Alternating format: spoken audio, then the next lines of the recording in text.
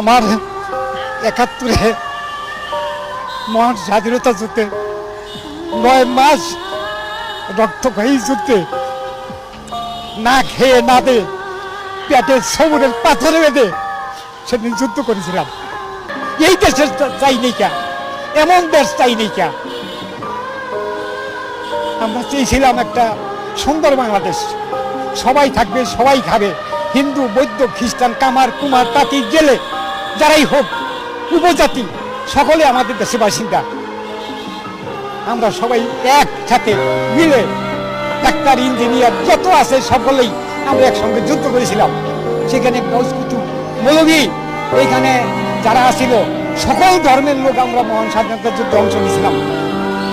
আমরা এমন দেশ চাইনি কা যে এই দেশে আবার নতুন করে খুন খারাপি হবে, চুরি ডাকাতি হবে, মানুষ ঘরে থাকতে পারবে না, ঘরের গরু পর্যন্ত